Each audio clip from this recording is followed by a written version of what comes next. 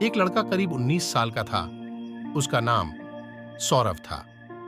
बहुत ही ज्यादा चंचल, थोड़ा होशियार, पढ़ने लिखने में माहिर लड़का था।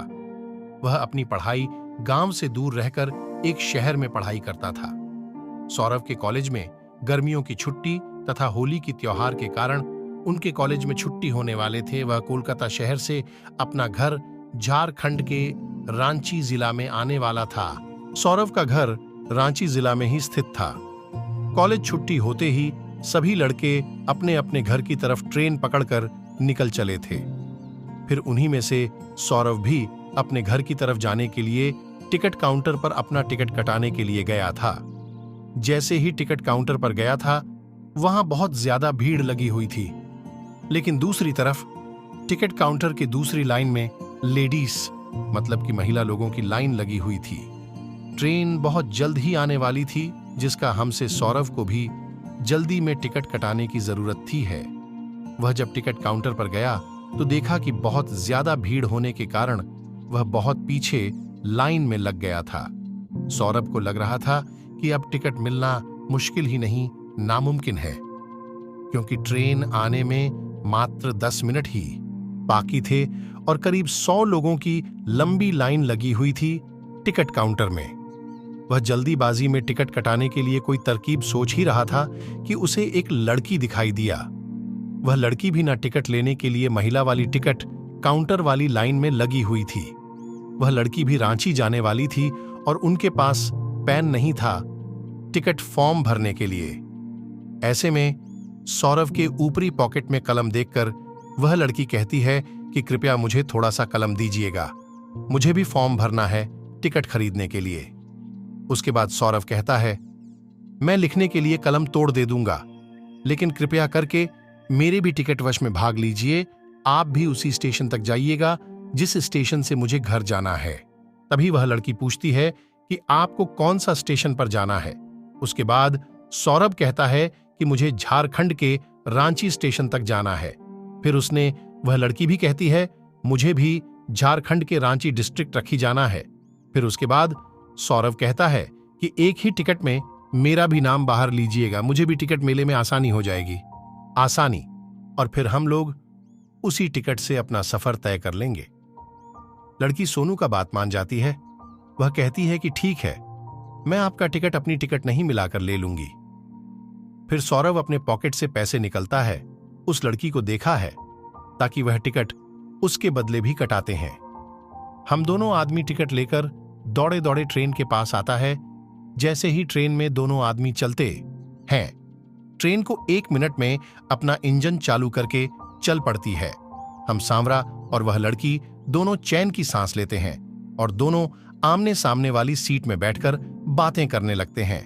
हावड़ा स्टेशन से रांची स्टेशन जाने के लिए करीब करीब 8 से 9 घंटे लगते हैं, और वह भी यह सफर रात का सफर होता है। वहां से ट्रेन है रात में ही चलती है। ऐसे में दोनों को चीट करने के लिए मौका मिल जाता है। दोनों अपनी अपनी सीट पर बैठकर दोनों एक दूसरे से बातचीत करना शुरू कर देते हैं। गाड़ी चलते ही थोड़ी देर होने के बाद वह लड़की कहती है कि मुझे खाना खाना है, मुझे भूख लगी है। तभी सारा कहता है, जी ठीक है, आप खा लीजिए, मैं बाद में खा लूंगा, मुझे अभी भूख नहीं लगी है। इतना सुनते ही वह लड़की भी कहती है कि जब आप खाइएगा तो ही मैं खाऊंगी। कभी सौरभ पूछता है, क्या ऐसी क्या बात है कि जब भी मैं खा लूंगा तू ही तुम खाएगी ही। तभी वह लड़की कहती है कि हम दोनों साथ में जा रहे हैं, मैं अकेले खाऊंगी, मुझे अच्छा नहीं लगेगा, इस कारण से मैं जब आप खाएगा तू ही नहीं खाऊंगी। दोनों में बातचीत शुरू हो जाती है और उस लड़की का नाम पूछता है। वह लड़की अपना नाम शोभा बताते हैं। तभी वह लड़की कहती है कि मुझे तो आपका नाम पहले से ही पता है। उसके बाद सौरभ कहता है कि आपको मेरा नाम कैसे पता चला है। तुम ही शोभा कहती है कि आपने अपना नाम और उम्र टिकट बनाते समय बताया था, और वह टिकट अभी भी मेरे पास ही है, इसी कारण से मुझे आपका नाम पता है। अभी सौरभ कहते हैं कि मुझे तो यह पता भी नहीं है, आपको मेरा नाम भी पता होगा, मुझे तो याद भी नहीं है कि मैं अपना नाम आपको कभी बताया भी होगा। तभी वह लड़की कहती है कि आपने तो बताया था, मुझे अभी भी जानती है। रात बहुत ज्यादा हो जाता है, दोनों अपनी अपनी सीट पर सो जाते हैं। सुबह के 3 बजे नींद टूटती है दोनों का। उसके बाद दोनों अपना अपना पानी की बोतल से अपना सामान होता है और फिर दोनों एक दूसरे से बातचीत करना शुरू कर देते हैं। ऐसी बात करते करते सुबह के 6 बज जाते हैं। दोनों के ट्रेन अपना गंतव्य स्टेशन पर पहुंचने वाली होती है। दोनों सोचते हैं कि आप तो हमें एक दूसरे से अलग हो जाना है। सौरभ, वह लड़की बहुत पसंद आती है, मतलब किसानों को शोभा बहुत पसंद आती है और शोभा को भी सौरभ बहुत पसंद आता है। लेकिन दोनों बिना कुछ बात किए एक दूसरे से जाने के लिए तैयार हो जाते हैं। जैसे ही ट्रेन रुकने वाली होती है, वैसे ही लड़की मतलब कि शोभा और सौरभ दोनों अपना अपना भगत का सामान उठाते हैं, अपने घर की तरफ चल देते हैं। जैसे ही सांवरा और शोभा दोनों अपना अपना घर पहुंचता है, उसके कुछ देर बाद सौरभ के मोबाइल पर एक कॉल आता है। सौरभ अपना मोबाइल से कॉल रिसीव करता है और कहता है कि आप कौन बोल रहे हैं। कभी उधर से आवाज आती है कि मैं शोभा बोल रही हूं। यह सुनकर सौरभ का मन विचलित हो जाता है और वह खुशी के मारे इधर उधर घूमने लगते हैं। क्यों? क्योंकि सौरभ को सुबह का नंबर तथा उसका कॉल देखकर उसे बहुत ज्यादा खुशी मिली है। तभी सुबह मोबाइल पर कहती है कि आपने अपना घर पहुंच लिया है। तभी सौरभ करता है कि हाँ, मैं 1 घंटा पहले ही अपना घर पहुंच चुका हूं। उसके बाद सौरभ शोभा से पूछता है कि आपने अपना घर पर पहुंचती है।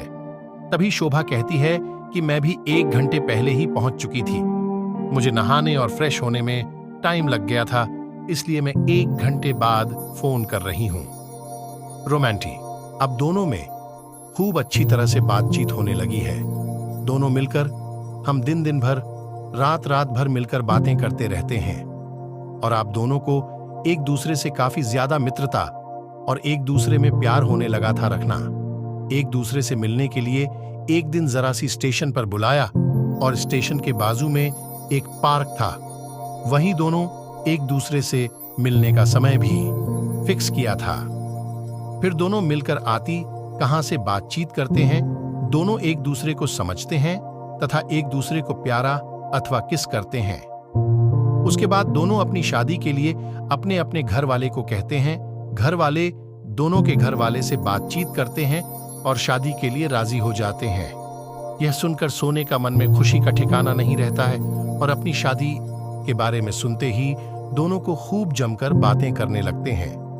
उसके कुछ ही देर बाद दोनों की शादी हो जाती है और फिर दोनों एक दूसरे के साथ उसी तरह सेवा से एक परिवार के साथ रहने लगते हैं। दोनों का रिश्ता एक बहुत ही ज्यादा बेहतरीन और बेहतर ढंग से निभाया जा रहा था, क्योंकि दोनों एक दूसरे से बेहद ही ज्यादा प्यार करते थे।